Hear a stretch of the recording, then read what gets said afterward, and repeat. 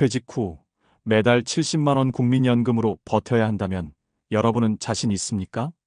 만약 지금 몸이 아파도 병원비가 무서워 치료를 포기해야 하는 상황이라면요. 최근 61세 이정수 씨는 35년 동안 열심히 일했지만 매달 받는 연금은 68만 원에 불과해 허리 통증을 참고 살아가고 있다고 합니다. 여러분, 혹시 나는 괜찮겠지 하며 안심하고 계시진 않나요? 통계에 따르면 65세 이상 국민연금 수령자의 절반 이상이 월 70만 원도 채 받지 못하고 있습니다. 그런데 문제는 앞으로 병원비, 관리비, 생활비 모두 폭등하고 있다는 사실입니다.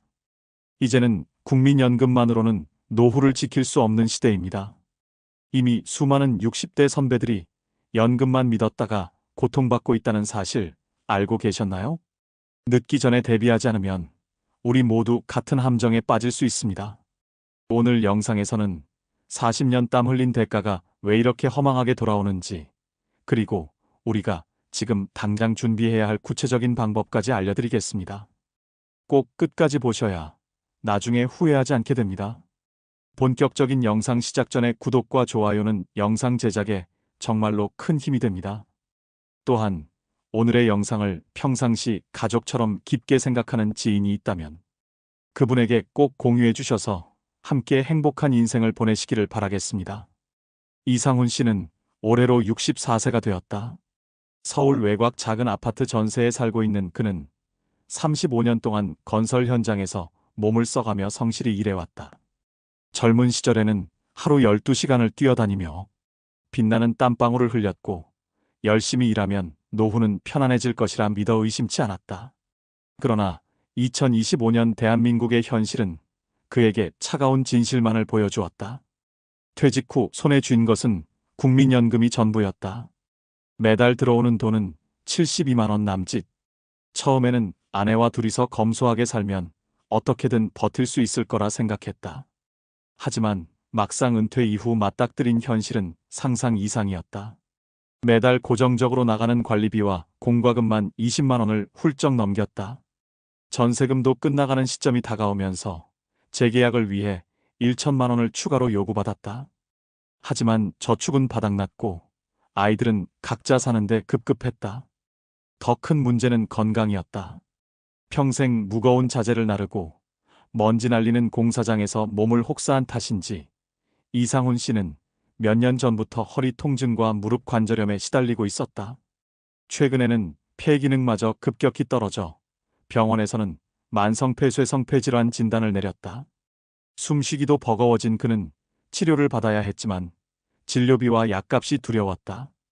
한 번 병원에 다녀올 때마다 기본 15만 원은 깨졌다. 물리치료를 꾸준히 받아야 한다는 의사의 권유도 있었지만 경제적 여유가 없어 몇 번 다니다 포기하고 말았다. 그는 하루하루를 고통 속에서 버텨야 했다. 밤이면 기침이 멈추지 않아 수면제를 삼키며 억지로 잠들었고 아침에는 통증 때문에 침대에서 일어나는 것조차 힘들었다. 주말마다 찾아오던 손주들도 그의 지쳐버린 모습을 보며 점점 발길을 끊었다. 어쩌다 손주들이 방문해도 과일 한 상자 제대로 사주지 못하는 자신을 보며 부끄러워했다. 하루하루가 수치와 무력감의 연속이었다. 연금이 들어오는 날이면 그는 가장 먼저 가계부를 펼쳤다. 전기세, 수도세, 건강보험료, 휴대폰 요금, 그리고 최소한의 식비까지 빼고 나면 손에 남는 돈은 거의 없었다. 병원비는 카드 할부로 돌렸다. 약값이라도 아끼려고 진통제를 반으로 쪼개 먹을 때도 있었다. 한 달에 한두 번 버스를 타고 동네 복지관에 가서 무료 급식에 참여하는 것이 그나마 숨통을 트여주는 일이었다. 복지관에서 나눠주는 따뜻한 국밥 한 그릇을 먹을 때면 그는 잠시나마 인간다운 온기를 느낄 수 있었다. 이상훈 씨는 자주 아내에게 미안한 마음을 전했다. 여보, 나 젊었을 때 조금만 더 저축했어야 했는데. 그는 자책했다. 아내 역시 오랜 세월 식당 일을 하며 가족을 위해 헌신했지만 번 돈은 아이들 교육비와 생활비로 모두 쓰였다. 부부는 노후를 위한 별다른 준비를 하지 못한 채 오직 국민연금 하나의 의지에 살아야 했다. 친구들도 사정은 별반 다르지 않았다. 고시원으로 들어간 동창생, 지하철을 청소하며 겨우 생계를 잇는 지인, 치매에 걸려 요양병원에 입원한 옛 동료. 모두가 각자의 방식으로 힘겨운 싸움을 벌이고 있었다. 나만 힘든 게 아니구나. 이상훈 씨는 때때로 그렇게 스스로를 위로했지만 그것이 현실을 바꾸어 주지는 않았다. 요즘 그는 하루 대부분을 집안에서 보낸다.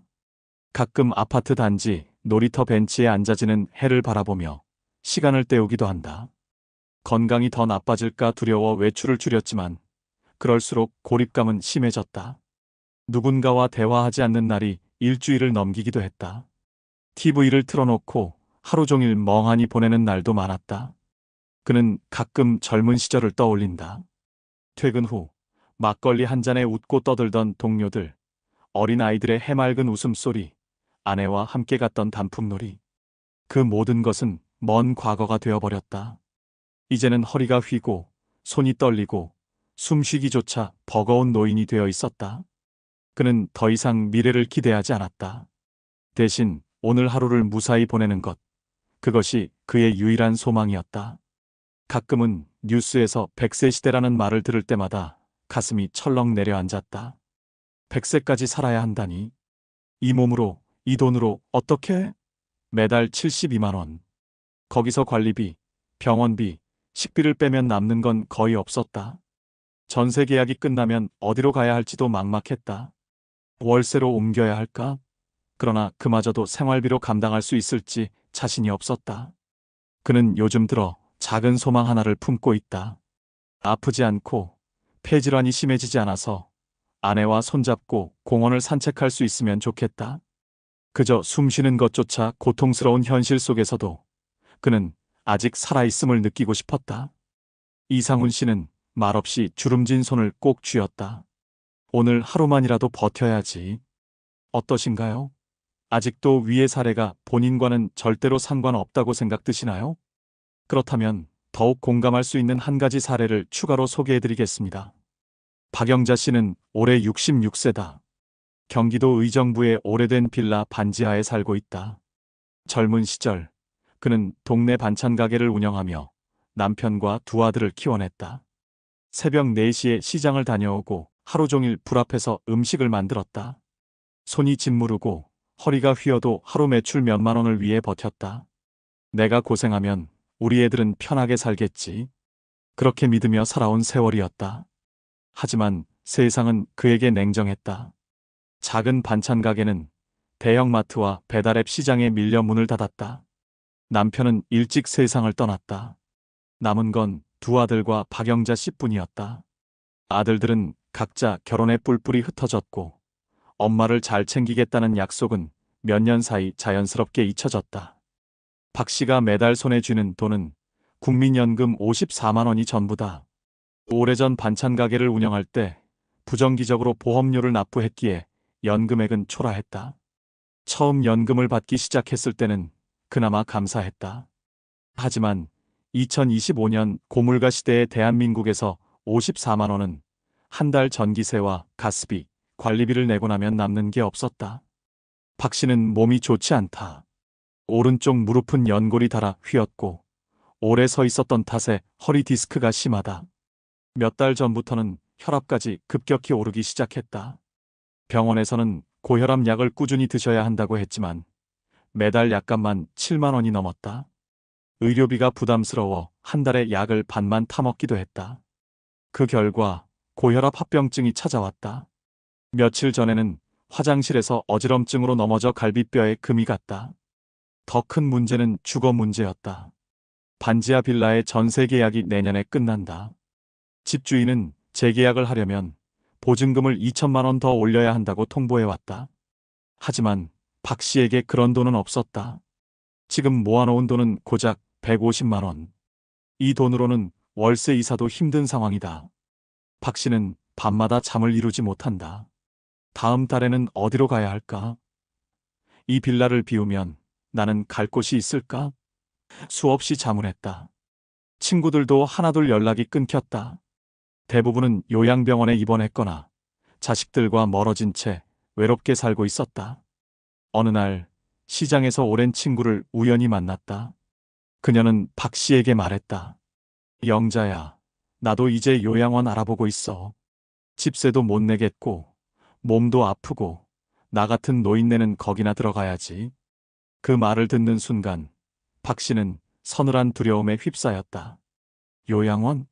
거기 가서 나도 침대에만 누워 약 먹고 살아야 하나? 하지만 마음 한편으로는 어쩔 수 없다는 생각도 들었다. 현실은 냉혹했다. 아들들에게 연락을 해볼까 고민했지만 결혼한 아들들은 이미 각자의 삶에 치여 있었다. 큰아들은 대출 갚느라 허덕였고 작은아들은 실직 후 겨우 일용직 일을 하고 있었다. 엄마, 나도 지금 여유가 없어. 아들의 한마디에 박 씨는 더 이상 부탁할 수 없었다. 그녀는 스스로 해결해야 했다. 그래서 결심했다. 당분간 쌀이라도 아껴야겠다. 매일 아침 대충 물에 밥을 말아 먹고 점심은 건너뛰었다. 저녁은 김치 한 조각에 라면 반 개. 그렇게 식비를 아껴 5,000원, 10,000원을 모았다. 전세금을 보태기 위한 마지막 발악이었다. 하지만 매달 나가는 관리비와 약값은 어떻게 할 수 없었다. 그녀는 복지관에 찾아가 상담을 요청했다. 복지사는 박 씨에게 기초생활수급자 신청을 해보자고 제안했다. 박 씨는 처음에는 자존심이 상했다. 평생 남에게 신세지지 않고 살려고 발버둥 쳤는데 이 나이에 국가의 도움을 받아야 하나 싶었다. 하지만 결국 고개를 끄덕였다. 살아야 하니까요. 신청 결과는 충격적이었다. 정부 지침이 강화되어 국민연금을 받고 있으면 기본 수급자 기준에서 제외되는 경우가 많아졌다. 박 씨는 월 54만 원 국민연금을 수령하고 있다는 이유로 기초생활수급 대상에서 탈락했다. 오히려 생계유지 가능 판정을 받았다. 이게 가능이라고? 박 씨는 며칠 동안 아무것도 먹지 못했다. 세상이 자신을 버린 것 같았다. 노후는 국가가 책임진다는 말은 어디로 갔을까? 그녀는 이제 관리비를 몇 달치 밀리더라도 살아남는 방법을 찾아야 했다. 요즘 박 씨는 저녁마다 아파트 단지 내버려진 박스를 주워 모은다. 하루 종일 힘겹게 박스를 모으면 겨우 2,000원에서 3,000원 정도를 번다. 무릎이 퉁퉁 붓고 허리가 끊어질 것 같은 고통 속에서도 그는 포기하지 않는다. 그렇게 모은 돈으로 진통제라도 살 수 있으면 다행이었다. 얼마 전 이웃 아주머니가 슬쩍 물었다. 영자 씨, 무릎도 아픈데 그걸 왜 해? 집에 있지.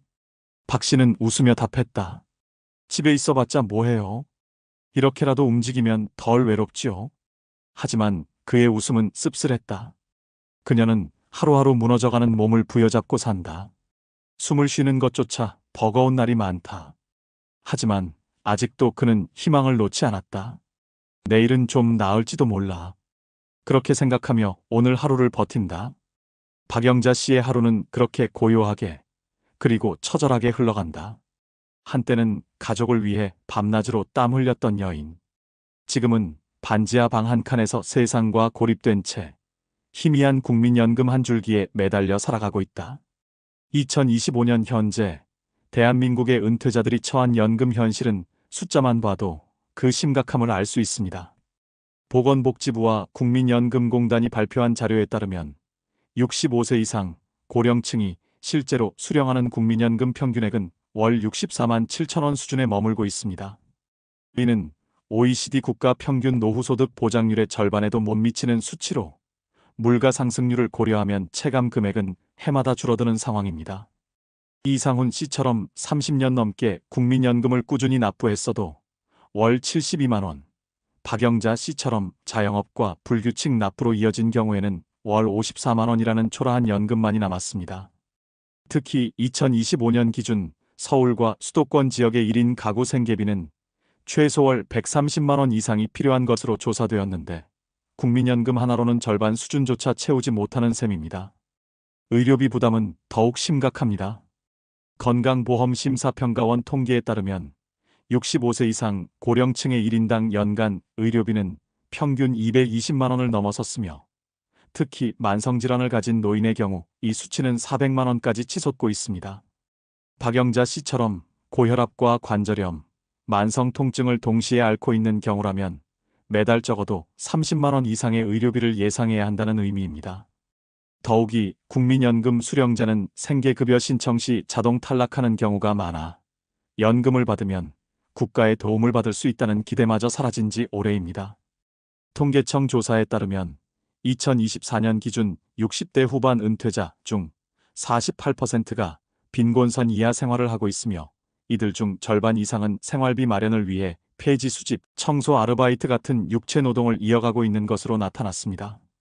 국민연금공단 내부 보고서에서도 기초연금과 국민연금만으로는 고령층의 생계 보장이 사실상 불가능하다는 평가가 나왔습니다.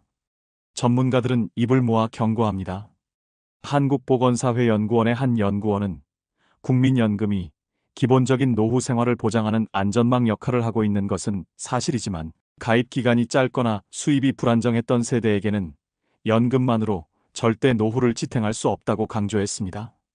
또한 고령사회연구소는 고물가, 고령화, 의료비 상승이라는 3중고 속에서 은퇴자들의 삶의 질은 빠르게 하락하고 있다고 분석했습니다.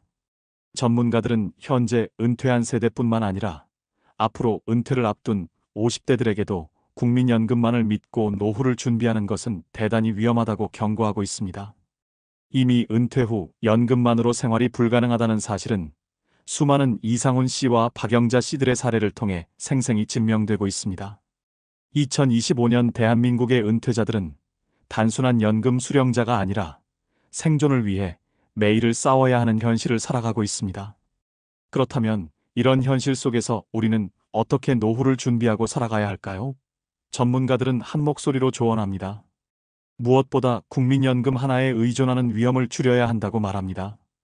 고령사회연구소는 지금이라도 소액이라도 추가적인 개인연금, 적립식 저축, 주거 안정 전략을 마련해야 한다고 권고하고 있습니다. 특히 소득이 없는 시기에 대비해 지출 구조를 최소화하고 생활비를 줄이는 생활 습관을 만들어야 합니다. 이를 위해 각 지자체가 운영하는 노인 복지 프로그램을 적극적으로 활용하는 것도 큰 도움이 됩니다. 예를 들어 서울시는 2025년부터 노후생활안정지원센터를 운영해 무료 건강검진, 의료비 일부 지원, 주거환경 개선 사업을 실시하고 있습니다. 경기도 역시 노인 일자리 사업을 확대해 60세 이상에게 맞춤형 일자리를 제공하고 있으며 일부 시군구에서는 시니어 맞춤형 임대주택을 공급하고 있습니다. 부산시는 9988 행복지킴이 프로그램을 통해 독거노인 대상 정기적인 건강관리와 심리상담 서비스를 무료로 제공하고 있습니다. 이런 지자체 프로그램들은 단순한 금전 지원을 넘어 건강, 주거, 일자리까지 통합적으로 지원하려는 시도입니다. 여러분도 거주하는 지역 복지센터나 시청 홈페이지를 통해 이런 프로그램을 직접 찾아보고 신청하는 것이 중요합니다. 또 전문가들은 건강관리를 최우선으로 삼아야 한다고 강조합니다. 노후에는 병원비가 생활비를 압도할 수 있기 때문입니다. 꾸준한 운동, 균형 잡힌 식단, 정기 건강검진은 선택이 아니라 필수입니다. 국민건강보험공단이 실시하는 무료 건강검진과 국가암검진 프로그램을 적극 활용해야 하며 지자체에서 운영하는 보건소, 무료 프로그램도 놓치지 말아야 합니다. 또한 외로움과 고립을 예방하기 위해 지역 커뮤니티 활동에도 참여하는 것이 필요합니다. 서울과 경기 지역의 복지관들은 2025년부터 노인 평생교육 프로그램을 강화해 요리 컴퓨터, 미술, 운동 같은 다양한 강좌를 운영하고 있으며 참가비도 대부분 무료이거나 저렴합니다. 이런 활동을 통해 새로운 사람들과 소통하고 심리적 건강을 지키는 것도 노후 생활의 질을 높이는 데 큰 역할을 합니다. 마지막으로 주거 문제에 대한 대비도 빼놓을 수 없습니다. 한국토지주택공사 LH에서는 매년 고령층을 대상으로 매입임대주택과 전세임대주택 지원을 실시하고 있으니 저소득층이나 무주택 은퇴자라면 이 제도를 적극적으로 활용할 필요가 있습니다. 무조건 기존 집에 머무르기보다 임대주택을 통한 주거비 절감 방안도 신중하게 고려해야 합니다. 노후는 준비하는 자에게 조금 더 따뜻한 시간을 허락합니다. 국민연금만을 믿고 살아가는 시대는 끝났습니다. 지금 이 순간부터라도 건강, 재정, 주거, 사회적 관계까지 폭넓게 대비해야 합니다. 그리고 그 시작은 아주 작은 발걸음입니다. 내 지역의 복지 프로그램을 찾아보고 가까운 보건소에 건강검진을 예약하고 복지관 강좌를 한번 신청하는 것. 바로 오늘 실천할 수 있는 작은 행동이 모여 여러분의 노후를 지켜줄 것입니다. 흙 묻은 손으로 지켜온 하루, 주름진 얼굴에 피어나는 작은 희망, 넘어져도 다시 일어나는 우리들의 이야기. 여러분, 오늘 우리가 함께 들여다본 이야기들은 먼 누군가의 삶이 아닙니다. 바로 우리의 이야기이자 우리 부모님의 이야기이며 곧 우리의 미래가 될 수도 있는 이야기입니다. 30년, 40년 동안 땀 흘려 일해온 손, 숨가쁘게 달려온 발걸음, 가족을 위해 모든 걸 내어주고도 마지막에는 초라한 연금 하나에 의지해야 하는 이 가슴 아픈 현실. 이상훈 씨와 박영자 씨가 걸어온 길은 결코 특별한 길이 아닙니다. 대한민국의 수많은 60대, 70대가 걷고 있는 평범한 삶의 궤적입니다. 그들이 흘린 눈물과 한숨, 참아온 고통은 결코 값싼 것이 아닙니다. 그 모든 시간들이 있었기에 지금의 대한민국이 있을 수 있었습니다. 하지만 오늘 우리는 깨달아야 합니다. 누구보다 열심히 살아온 여러분이 노년에는 홀로 외롭게 싸우는 존재가 되어서는 안 된다는 사실을, 지금이라도 우리가 서로를 돌보고 사회가 함께 관심을 기울이고 우리 스스로 준비하고 노력할 때 비로소 이 고단한 현실을 조금씩 바꿔낼 수 있습니다. 오늘 영상을 끝까지 함께 해주신 여러분, 기억해 주세요. 여러분의 삶은 결코 초라하지 않습니다. 여러분의 주름진 손에는 수십 년의 희생과 사랑이 고스란히 담겨 있습니다. 그 누구보다 소중한 인생을 살아오신 여러분, 이제는 그 삶이 외롭지 않도록 존엄을 지킬 수 있도록 작은 실천을 시작해야 할 때입니다. 혼자가 아닙니다. 우리가 함께 손을 잡고 서로의 삶을 지켜갈 수 있습니다. 여러분의 내일이 눈물이 아닌 미소로 채워질 수 있도록 오늘 하루 작은 희망 하나를 가슴에 품고 다시 일어서는 우리가 되기를 진심으로 바랍니다. 고맙습니다. 엄마, 제발 돈 얘기 좀 그만해. 혹시 이런 말 마음속에서 꾹 참고 삼켜본 적 없으신가요? 요즘 부쩍 가족과의 대화가 불편해졌다고 느끼신 적이 있으신가요? 도와주고 싶은 마음은 있는데 매번 당연한 듯 요구만 반복될 때 그 마음 얼마나 지치고 고단하셨나요? 최근 부산에 사는 30대 직장인 김은정 씨가 가난한 엄마가 나를 조종한다며 가족과의 연락을 모두 끊은 사연이 화제가 됐습니다.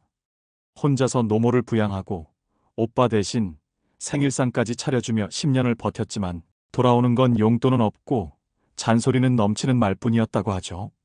결국 그녀는 생일 케이크값 5,000원을 놓고 터진 말다툼 끝에 모든 가족과 연락을 끊었습니다. 여러분, 혹시 지금 이 순간에도 사랑이라는 이름 아래 누군가에게 정서적 채무를 지고 있는 건 아닐까요? 혹은 아무 말 없이 당연하게 헌신을 요구받고 있는 건 아닐까요? 이미 수많은 사람들이 이런 상황에서 이제 내 인생을 살겠다며 가족과 거리를 두고 있습니다.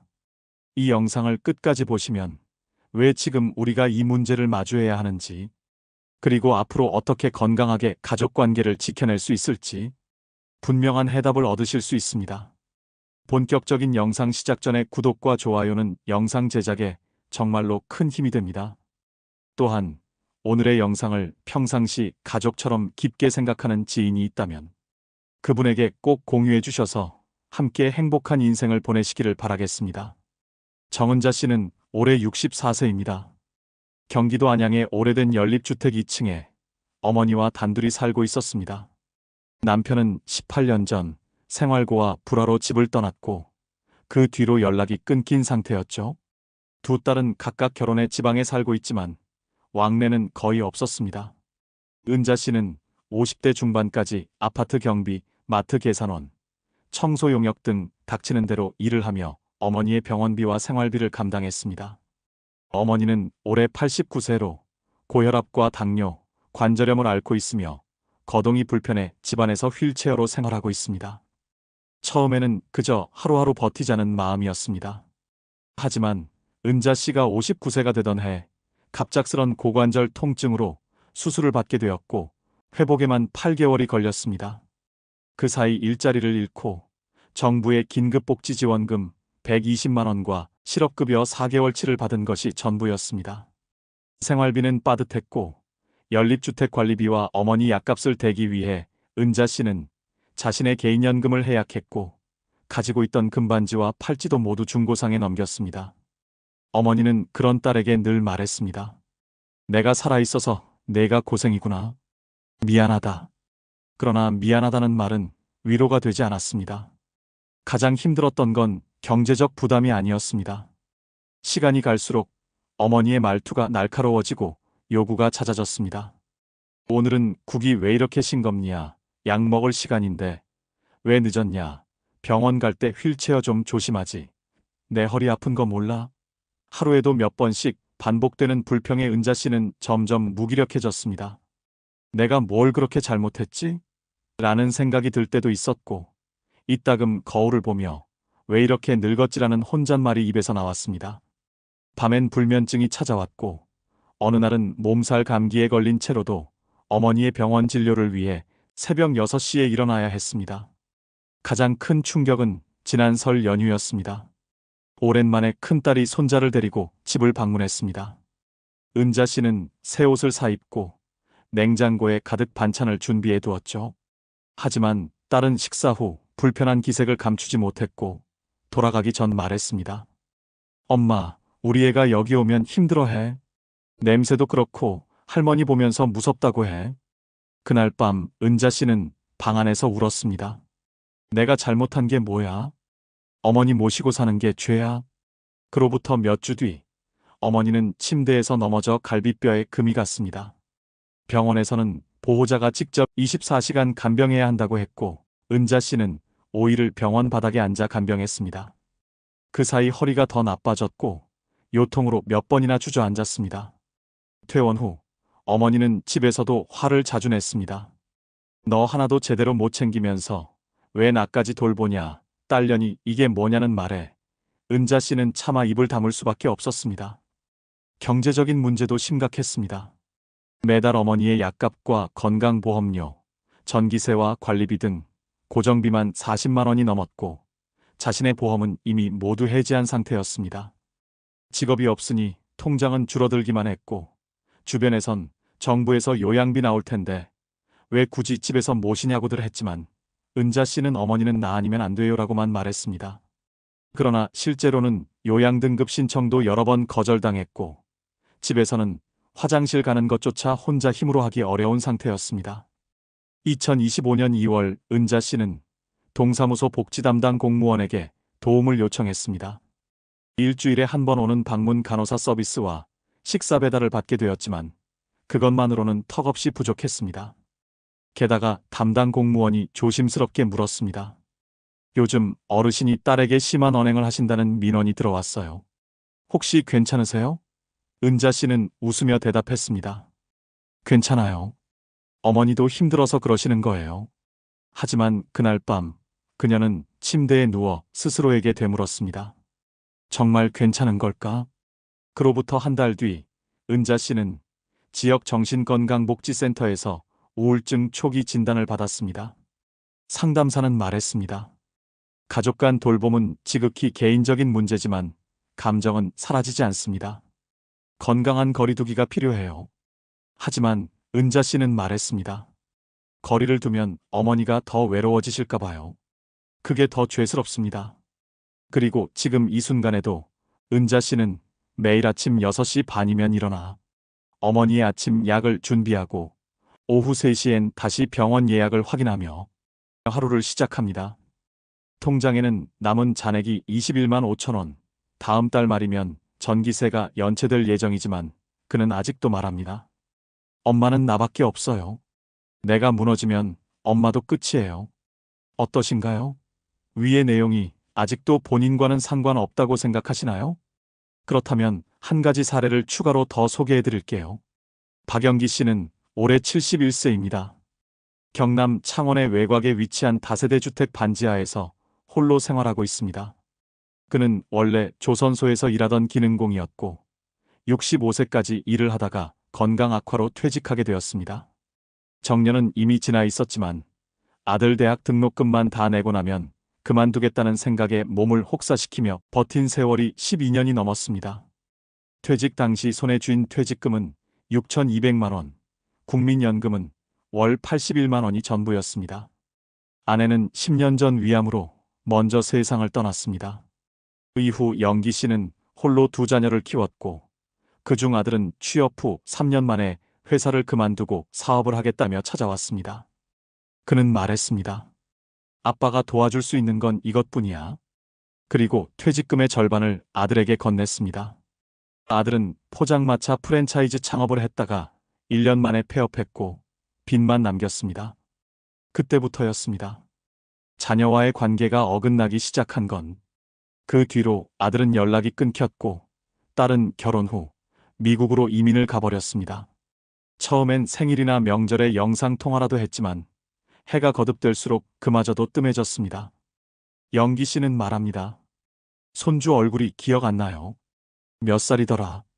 혼자가 된 지 5년째 되던 해 그는 심장질환 진단을 받았습니다. 고혈압과 협심증이 겹치면서 갑작스러운 어지럼증과 흉통에 시달렸고 결국 응급실에 실려간 적도 있었습니다. 그때 병원에서 권한 것은 정기 진료와 약물 치료, 그리고 스트레스 최소화였습니다. 하지만 현실은 정반대였습니다. 약값만 매달 13만 원, 병원 왕복 교통비 5만 원, 반지하 월세 23만 원, 국민연금 81만 원 중 절반 이상이 의료비로 빠져나갔고 남은 돈으로는 전기세와 가스비, 식비까지 감당해야 했습니다. 영기 씨는 식사를 하루 2끼로 줄였습니다. 아침은 쌀죽, 저녁은 김치와 계란 프라이. 고기는 거의 먹지 않고 과일은 명절 제사상 이후에나 보는 사치품이 되었습니다. 난방비를 아끼기 위해 겨울엔 솜니불 2장을 겹쳐 덮고 자고 반지하 창문엔 바람막이 비닐을 붙였습니다. 이불 속에선 김이 나요. 그게 나에겐 히터예요. 하지만 더 큰 문제는 고독이었습니다. 주변 이웃들도 대부분 고령이라 오히려 서로 의지하기 어려웠고 TV를 보며 혼잣말을 하는 횟수가 늘어났습니다. 하루는 커피를 마시며 이렇게 중얼거렸다고 합니다. 내가 왜 이렇게 됐지? 다 자식 잘 되라고 한 건데. 가장 참기 힘들었던 날은 아내 기일이었습니다. 매년 아내 사진 앞에 국을 끓여놓고 쪽지 하나를 써두곤 했습니다. 영수가, 나 아직도 미안해. 자식들 잘되게 하겠다고 무리하다가 당신도 못 지키고 지금은 혼자야. 보고 싶다. 하지만 올해는 국도 끓이지 못했습니다. 감기가 심하게 걸려 며칠을 앓았고 이틀 동안 밥 한 끼 먹지 못한 채 이불 속에서만 웅크려 있었습니다. 아내 기일이라는 사실조차 열이 내리고서야 기억났다고 합니다. 영기 씨는 몇 차례 딸에게 이메일을 보냈습니다. 손주 사진 한 장만이라도 보내달라고. 하지만 돌아온 건 없었습니다. 친구도 친척도 연락을 끊은 지 오래였습니다. 그가 마지막으로 사람 손을 잡았던 건 1년 전 보건소에서 독감 예방주사를 맞을 때였습니다. 사람 손이 따뜻하더라. 그날 괜히 눈물이 났어요. 2025년 3월 그는 동사무소를 찾아 기초생활수급자 신청을 했습니다. 그러나 재산조회에서 차명으로 남겨진 예금 통장이 문제가 되었습니다. 알고 보니 5년 전 아들에게 잠시 빌려준 계좌가 아직도 본인 명의로 남아 있었던 것. 담당 공무원은 이 계좌가 있으니 자격이 안 됩니다. 해지 증빙 서류 없이는 어렵습니다라고 말했고 영기 씨는 말문을 잃었습니다. 아들과 연락이 닿지 않는다는 말조차 더 이상 변명이 되지 않는 세상이었기 때문입니다. 현재 그는 마을 복지센터의 무료 급식소에서 주 3회 식사를 해결하고 있으며 나머지 끼니는 편의점 도시락으로 대신하고 있습니다. 혈압약은 의료급여 신청으로 일부 지원을 받게 되었지만 여전히 진료비 일부는 본인 부담입니다. 반지하 집의 천장은 곰팡이로 얼룩졌고 벽지는 들뜨기 시작했습니다. 그는 이 집에서 벌써 8년째 살고 있지만 여기 아니면 갈 데가 없다고 말합니다. 요즘은 가끔 자정 무렵 잠이 오지 않아 동네 골목을 걷습니다. 차가운 밤 공기를 맞으며 혼잣말을 하죠. 나는 언제쯤 누군가에게 고맙다는 말을 들을까? 돌아오는 대답은 늘 없습니다. 그리고 그렇게 또 하루가 지나갑니다. 2025년 현재 대한민국의 고령층 1인 가구는 200만 명을 넘어섰습니다. 그중 절반 이상이 월 소득 100만 원 이하로 생활하고 있으며 국민연금만으로는 생계 유지가 불가능한 상태라는 조사 결과가 반복되고 있습니다. 통계청이 발표한 2024 고령자 경제생활 보고서에 따르면 65세 이상 노인의 61.8%가 자녀와 단절된 채 혼자 생계를 유지하고 있다고 응답했으며 그중 39.7%는 가족 간 금전 문제나 감정적 갈등을 이유로 관계가 소원해졌다고 밝혔습니다. 특히 정서적 피로를 호소하는 고령층은 해마다 증가 추세에 있습니다. 여성가족부가 진행한 가족 내 정서적 학대 실태 조사에서는 성인 자녀가 부모로부터 지속적인 금전 요구나 감정적 기대를 받는 경우가 많았으며 이로 인한 정신적 소진을 경험한 비율이 58.2%에 달하는 것으로 나타났습니다. 이러한 현상은 자녀가 부모를 부양하거나 동거하는 과정에서 더욱 두드러지는데 실제로 2023년 서울시복지재단이 발표한 자료에서는 부모를 돌보는 40대, 60대 중장년층의 42.5%가 가족 내에서 감정적으로 고립되어 있다고 느끼고 있으며 이 중 절반 이상은 돌봄 과정에서 우울 증세를 경험한 것으로 집계됐습니다. 노인을 돌보는 보호자의 건강 상태도 심각한 상황입니다. 보건복지부 산하노인정책연구소의 실태조사에 따르면 60세 이상 고령자 중 가족 간병을 하고 있는 사람의 67%가 허리디스크, 관절염, 고혈압 등의 만성질환을 동시에 앓고 있었고 절반에 가까운 이들이 병원 치료를 포기한 채 간병을 계속하고 있었습니다. 또한 국민건강보험공단이 밝힌 2024년 기준 자료에 따르면 70대 1인 고령 가구 중 38.6%가 월 의료비 지출이 15만 원 이상인 것으로 나타났으며 이들은 의료비와 주거비가 겹쳐져 외식이나 사회활동을 완전히 포기한 상태라고 답했습니다. 전문가들은 이러한 통계를 두고 고령층의 가난은 단순한 경제 문제가 아니라 정서적 고립과 신체적 피로가 중첩된 복합적 위기 상태라고 경고합니다.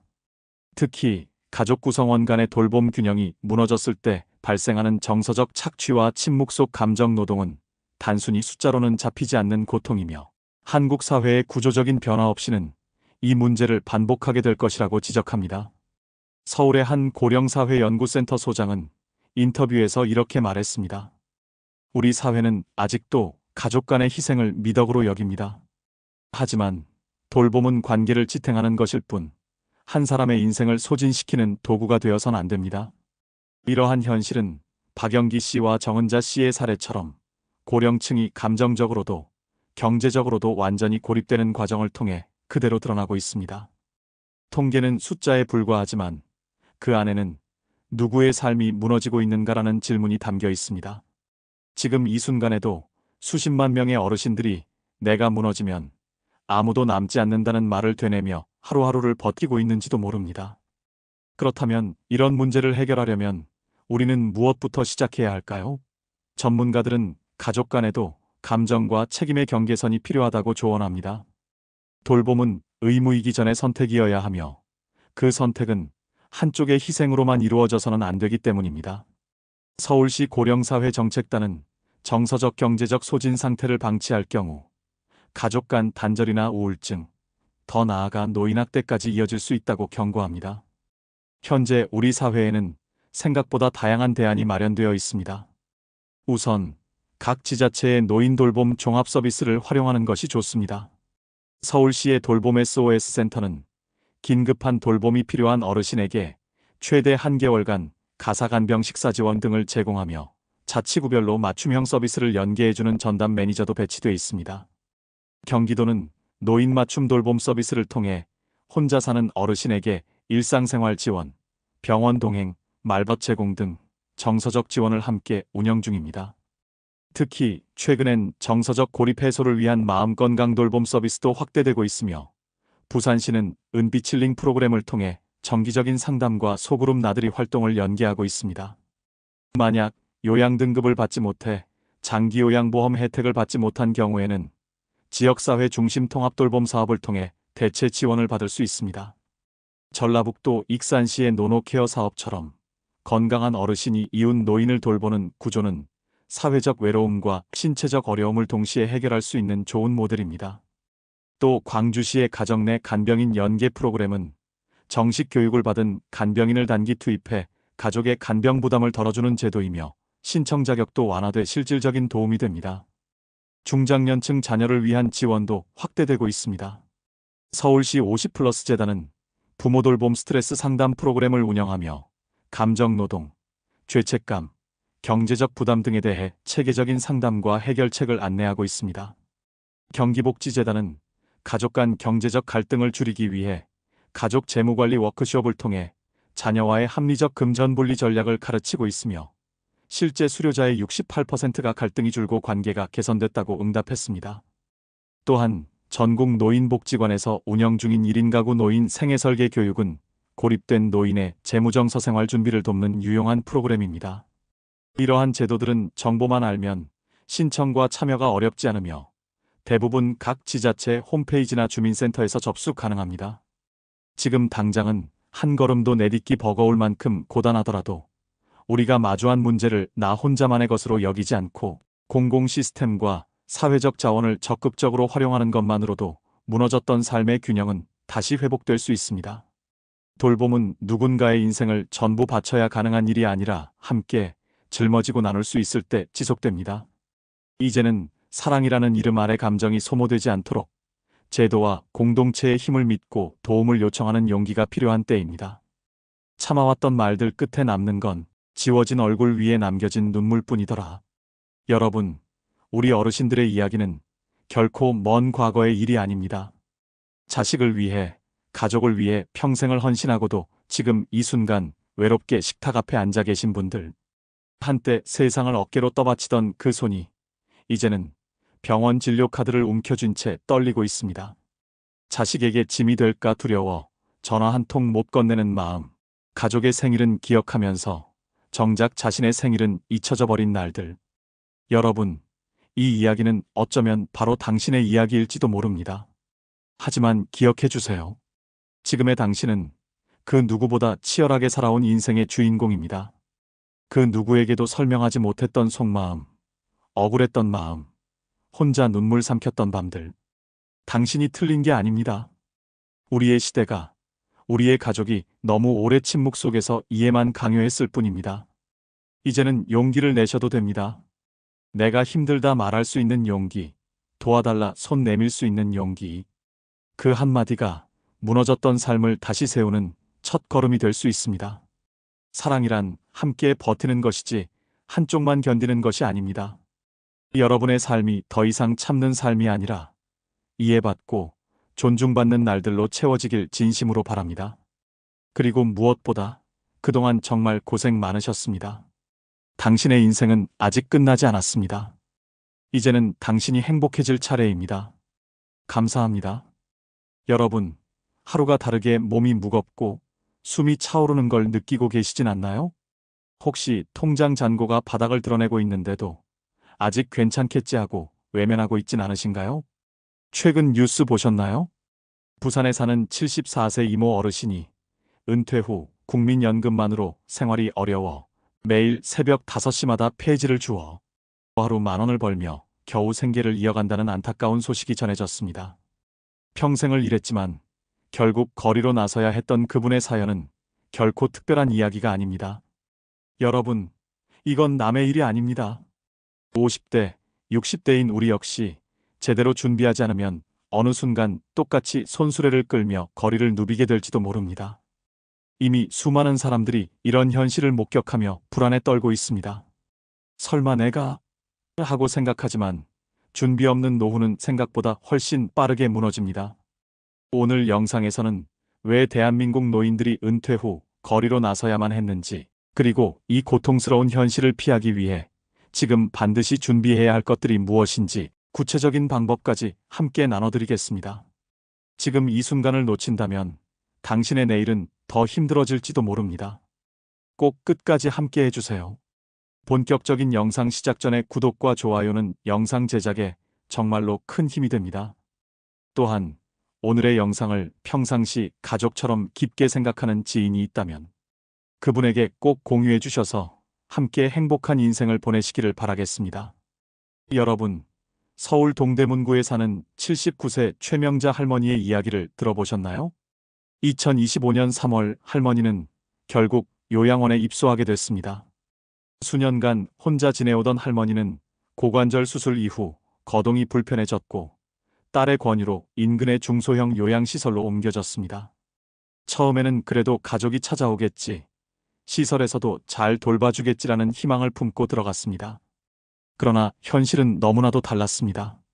입소 첫날 할머니는 작은 방 한켠에 놓인 철제 침대에 누워야 했습니다. 창문 하나 없는 답답한 방. 두 명이 함께 쓰는 방이라고는 했지만 다른 한쪽 침대는 비어 있었고 그 방은 하루 종일 약 냄새와 소독약 냄새로 가득했습니다. 첫날부터 담당 요양보호사는 할머니에게 여러 알약을 건넸습니다.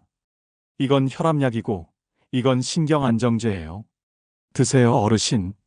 아무 설명도 없이 약은 하루에 3번, 시간마다 정확하게 주어졌습니다. 며칠이 지나면서 이상한 일이 벌어졌습니다. 최 할머니는 점점 몸이 무거워지는 것을 느꼈습니다. 처음엔 수술 후유증이라고 생각했지만 시간이 갈수록 정신이 몽롱해지고 하루 종일 침대에만 누워있게 됐습니다.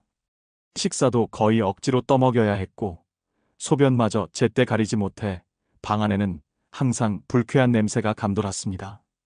요양보호사들은 이런 할머니를 향해 짜증을 냈습니다. 또 지리셨네요, 할머니. 이렇게 하면 치워야 하는 우리만 힘들어요. 한 달이 지나면서 최 할머니는 완전히 와상 상태가 됐습니다. 식사 시간에도, 목욕 시간에도, 심지어 면회 시간에도 침대에서 일어날 수 없게 되었습니다. 가족들은 처음 한두 번 방문하고는 점점 발걸음을 끊었습니다. 딸은 일 때문에 바쁘다고 했고 사위는 요양시설이면 다 알아서 해줄 거라며 무심했습니다. 그러던 어느 날 할머니의 작은 손목에 빨갛게 패인 자국을 발견한 한 자원봉사자가 문제를 제기했습니다. 어르신, 이거 왜 이렇게 됐어요? 하지만 할머니는 아무 대답도 하지 못했습니다. 몸도 마음도 완전히 지쳐 말을 잃어버렸던 겁니다. 문제는 여기서 끝나지 않았습니다. 시설비 문제로 할머니의 국민연금 계좌에서 매달 빠져나가는 금액이 비정상적으로 많다는 사실이 뒤늦게 드러났습니다. 본인 동의 없이 여러 명목으로 추가 요금을 청구해왔던 겁니다. 특별 간병비, 약품 추가비, 보호관리비 같은 이름으로 매달 20만 원, 30만 원씩 더 빠져나갔습니다. 최명자 할머니의 연금은 월 64만 원이었지만 실수령액은 10만 원도 남지 않았습니다. 딸이 이 사실을 알게 된 것은 할머니가 병원으로 이송된 뒤였습니다. 2025년 6월 서울은 연일 35도를 넘나드는 폭염이 이어졌습니다. 시설 내 에어컨은 낡아 고장이 잦았고 방 안은 숨이 턱턱 막힐 정도로 더웠습니다. 요양보호사들은 에어컨 가동을 아끼기 위해 낮에는 창문만 열어두었습니다. 그러나 창문 없는 방에 있던 최 할머니는 온열 질환으로 결국 병원으로 실려가야 했습니다.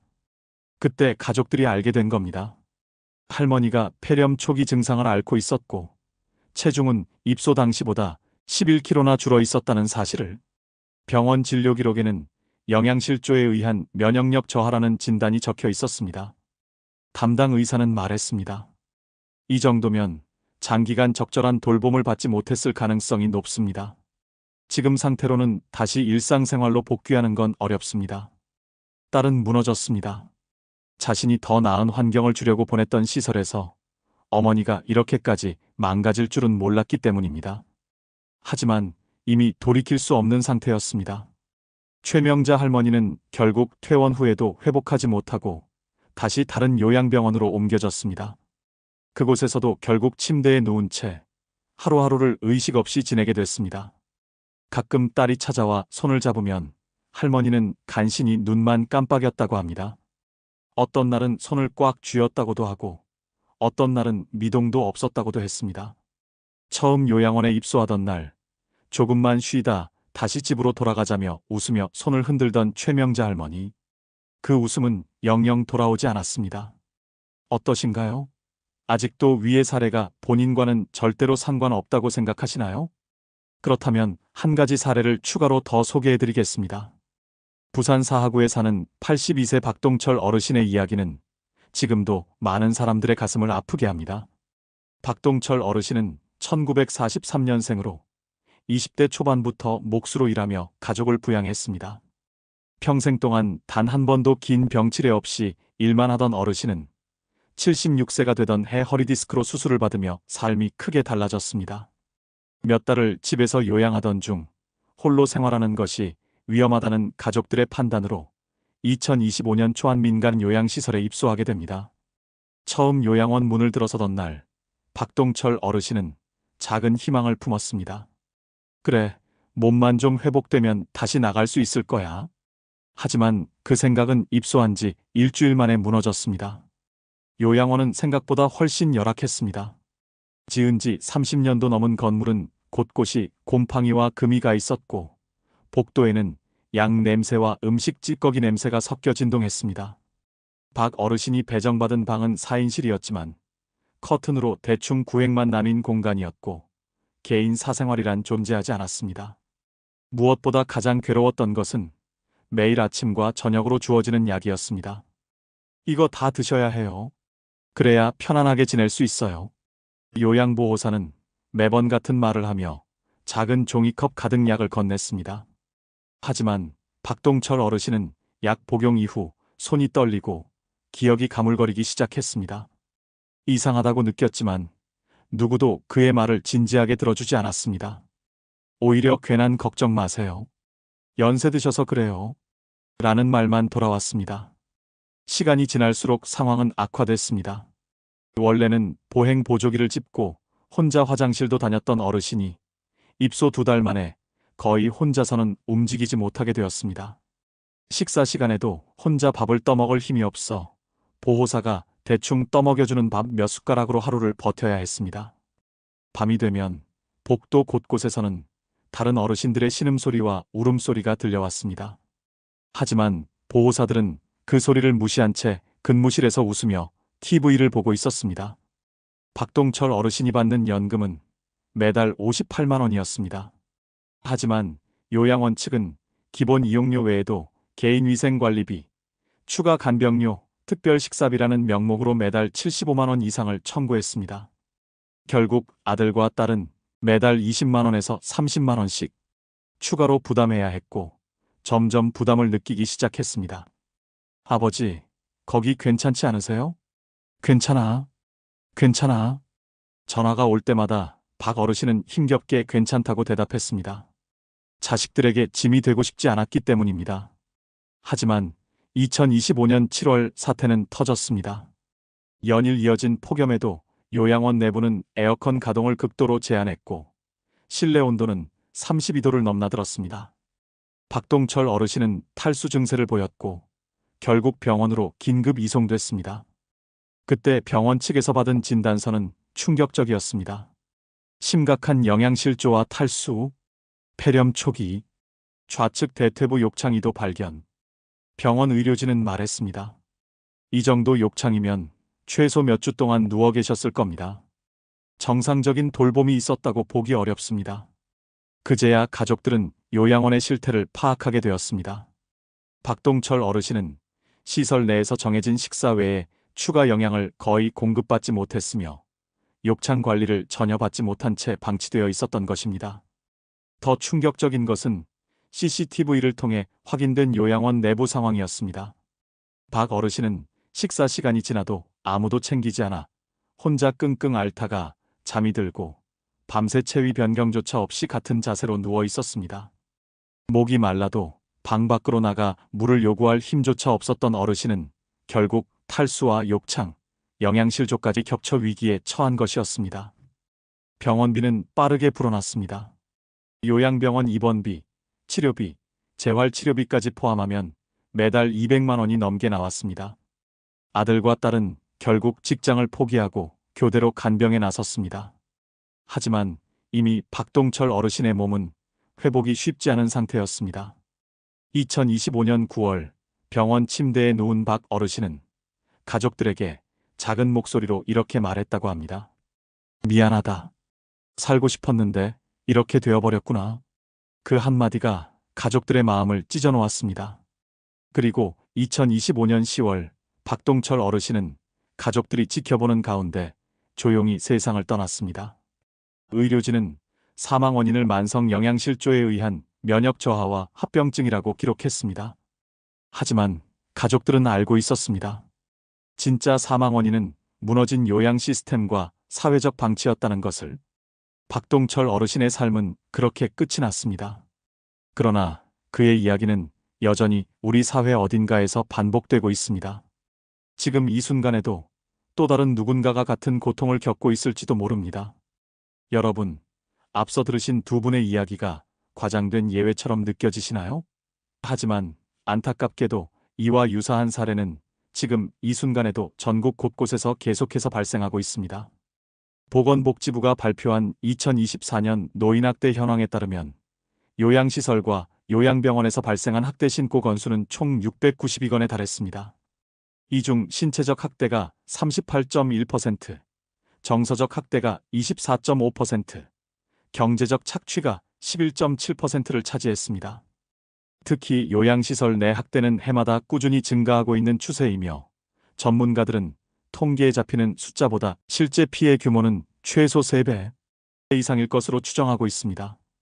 시설 내부에서 벌어지는 학대나 방임은 피해자가 직접 말하지 않는 이상 외부에서 알기 어렵고 문제 제기 후에도 후속 조치가 미비한 경우가 많기 때문입니다.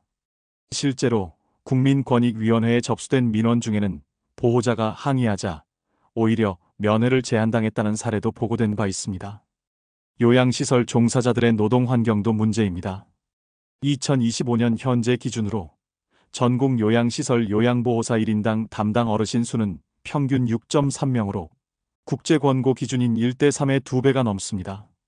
인력 부족과 열악한 처우로 인해 일부 종사자들은 어르신 돌봄을 단순한 관리 수준으로 취급하며 약물 의존이나 침대 고정 같은 수동적 방식을 택하는 경우도 있습니다. 한국보건사회연구원은 시설 내 인권 교육과 학대 예방 시스템이 절대적으로 부족하다고 지적하며 특히 중소형 민간시설일수록 운영 기준이 느슨해 학대가 구조적으로 반복될 가능성이 높다고 경고합니다. 또한 한국노인복지학회 보고서에 따르면 노인 요양시설에 입소한 어르신의 68.4%는 입소 6개월 이내에 평균 체중이 4kg 이상 감소한 것으로 나타났으며 이는 영양관리와 신체활동 부족, 그리고 적절한 정서적 돌봄의 부재가 복합적으로 작용한 결과로 분석됩니다. 한 고령사회 전문가는 이렇게 말합니다. 노인의 인권은 단지 학대를 피하는 차원이 아니라 자신의 삶을 스스로 선택할 수 있는 최소한의 존엄성을 보장받는 데 있습니다. 결국 요양시설의 학대와 방임은 단지 한 사람의 비극으로 끝나는 것이 아니라 그 가족 전체의 고통이자 우리 사회 전체가 외면해온 구조적 취약점의 결과일 수 있습니다.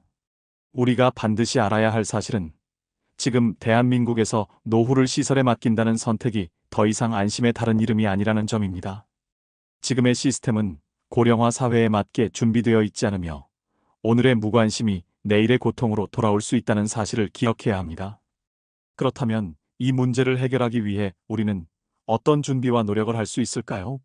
우선 전문가들은 요양시설 선택 과정에서 반드시 공공요양정보 시스템을 활용해 시설의 인증 여부, 인력 배치 현황, 운영 이력 등을 사전에 꼼꼼히 확인해야 한다고 조언합니다. 최근 보건복지부는 요양시설의 질적 관리를 강화하기 위해 장기요양기관 평가 제도를 강화하고 있으며 평가 결과를 홈페이지에 공개하고 있어 보호자들도 참고할 수 있습니다. 또한 정기적인 면회와 영상통화, 요양보호사와의 소통을 통해 어르신의 상태를 주기적으로 확인하는 것이 무엇보다 중요합니다. 실제로 전문가들은 가족의 지속적인 관심이 학대 예방의 1순위 방어막이라고 강조합니다. 더불어 정부와 지자체에서 운영하는 다양한 재가복지 프로그램도 적극 활용할 필요가 있습니다. 예를 들어 서울시에 찾아가는 돌봄 서비스는 혼자 사는 노인을 정기적으로 방문해 건강 체크와 생활 지원을 제공하고 경기도는 노인 맞춤 돌봄 서비스를 통해 거동이 불편한 어르신에게 식사, 병원 동행, 생활 교육 등을 지원하고 있습니다. 부산시는 은빛 돌봄 SOS 센터를 통해 위기 상황에 빠진 노인 가정을 대상으로 긴급 복지 연계와 주거 지원을 시행하고 있으며 충청북도 청주시 등 일부 지자체는 노인학대 예방 교육을 의무화해 보호자와 시설 종사자들의 인식 개선에도 힘쓰고 있습니다. 이런 지역 사회 자원을 적극적으로 연결하면 시설 입소가 아니더라도 지역 안에서 어르신이 독립적이고 안전하게 지낼 수 있는 환경을 조성할 수 있습니다. 전문가들은 이른바 에이징 인 플레이스 에이징 인 플레이스. 즉, 익숙한 지역사회에서 노후를 지내는 모델이 앞으로 고령사회의 핵심 대안이 될 것이라고 입을 모읍니다.